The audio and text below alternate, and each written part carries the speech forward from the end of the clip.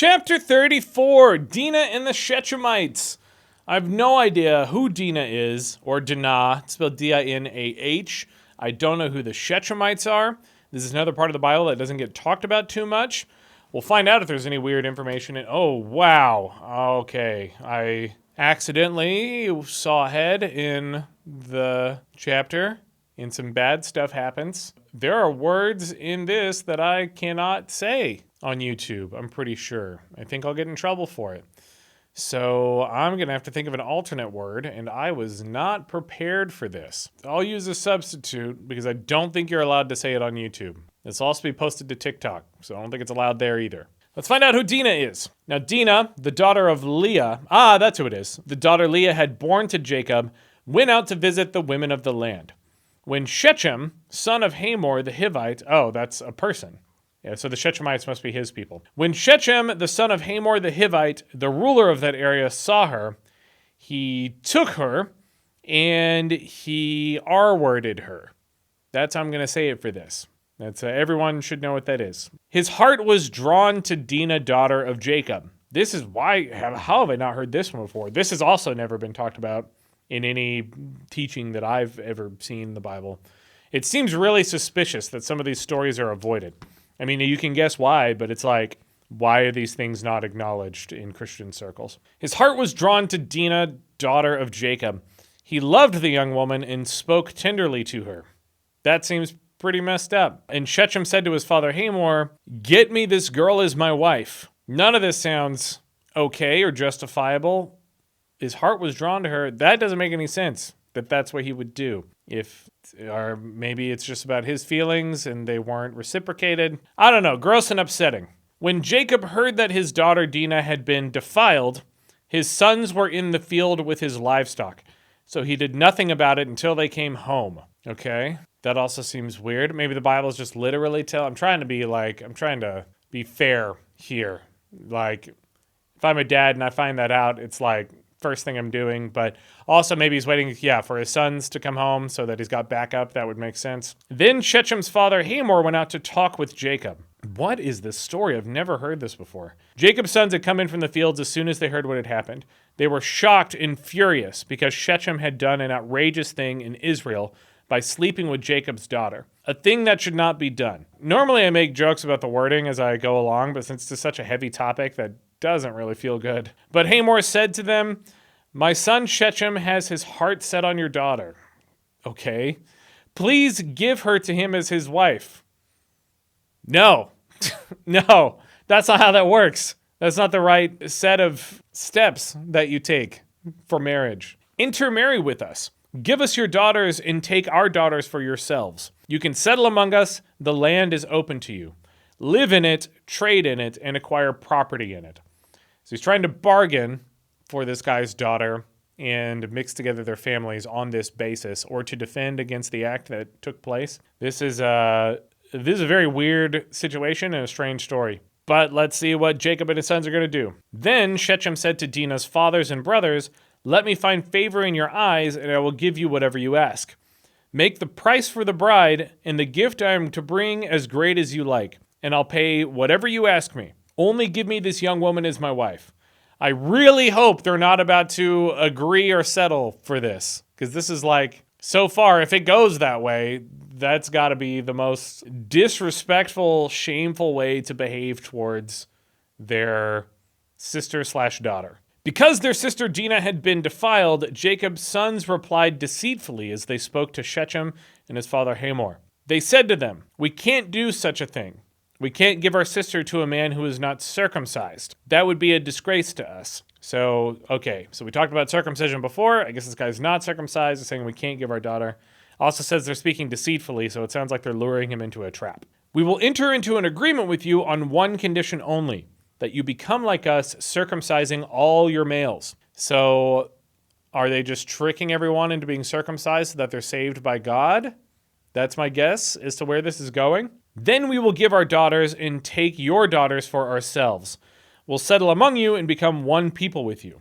But if you will not agree to be circumcised, we'll take our sister and go." It is weird that it's just like all the guys talking for all the people and all the women. And it is kind of weird that they're deceiving them into this as well.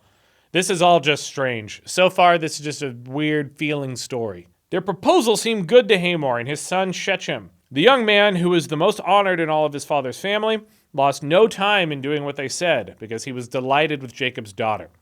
So he goes for it. He just goes straight for circumcision. So Hamor and his son Shechem went to the gate of their city to speak to the men of their city. "These men are friendly toward us," they said. "Let them live in our land and trade in it. The land has plenty of room for them. We can marry their daughters and they can marry ours." Are they speaking in a broad sense here? Because Jacob does have a limited number of daughters. It's not like they can just be opened up to the entire city. "But the men will agree to live with us as one people only on the condition that our males be circumcised, as they themselves are." This is kind of weird that circumcision is not really a thing, or was it already a cultural thing and it's just that God asked that that's what people do? Like, how are they going to the entire city and saying everyone has to be circumcised? Because they should all be like, what's that, right? Like, it's not really a thing. What is circumcision? "Won't their livestock, their property, and all their animals become ours? So let us agree to their terms, and they will settle among us." All the men who went out of the city gate agreed with Hamor and his son Shechem, and every male in the city was circumcised. I feel like I have heard that story before. I feel like I remember this happening where everyone gets circumcised for some kind of deal or some kind of trick, but I don't remember that it was all on the basis of how this story started. 3 days later, while all of them were still in pain, yeah, because they're all adults. They're all adults and they don't have anesthesia. Man, how do they convince a whole city of people to do this? 2 of Jacob's sons, Simeon and Levi, Dinah's brothers, took their swords and attacked the unsuspecting city, killing every male. They put Hamor and his son Shechem to the sword and took Dinah from Shechem's house and left. So yeah, Dinah was in Shechem's house, meaning they just kind of used her as currency in order to enact this plan. That's also weird. Also, it doesn't really seem right that they can just kill an entire city. This is another example of things I've already talked about before in past videos, but whenever God permits something, maybe he's not permitting it in this case, I don't know, but he's not really being mentioned, but like when they do something in the name of God, it's totally fine to kill an entire city. I mean, not even getting into the conversation of what the punishment should be for assault. Like, they killed a whole city of people who were unrelated to that incident. Like, Shechem was the perpetrator here. If you want to say that deserves the death penalty or debate, that's like a separate thing. And killing an entire city outside of that because they were associated with this guy feels like too much to me. I don't feel like that's a crazy take. But these are the guys we're supporting if we're on the side of the Bible. The sons of Jacob came upon the dead bodies and looted the city where their sister had been defiled. They seized their flocks and herds and donkeys and everything else of theirs in the city and out in the fields. Why did they even tell them to get circumcised? One of the arguments that a lot of people make, well, not a lot of people, an argument that I've heard made is that everyone before Jesus, this is a pretty extreme view, but it does exist. Everyone before Jesus didn't go to heaven because they weren't able to be baptized after his sacrifice. Jesus was the ultimate sacrifice, is wording that people use a lot in Christianity. And because he was sacrificed and then you can then get baptized in his name by saying that he believes, like, you can go to heaven. So therefore, as the argument says, if you weren't born after that, you just don't get to go because you weren't saved by Christ. But it sounds like if you believe that, then it was completely pointless to have everyone circumcised. Like, maybe it's just a gesture or something. Otherwise, I assume that's why they did it, so they could be like, well, they'll still be saved by God. It's not our responsibility, but then we can kill them for this crime. Even though the city didn't commit it, it was just this one guy. I don't know. There's so many different questions here. They carried off all their wealth and all their women and children, taking as plunder everything in the houses. So they kept the women and the children for themselves as well against their will. That's also very, very questionable. Then Jacob said to Simeon and Levi, "You have brought trouble on me by making..." Oh yeah, okay, so he's calling it out. Then Jacob said to Simeon and Levi, "You have brought trouble on me by making me obnoxious to the Canaanites and Perizzites, the people living in this land." I guess that's who they were. "We are few in number, and if they join forces against me and attack me, I and my household will be destroyed." But they replied, "Should he have treated our sister like a prostitute?" End of the chapter. That's how it ends.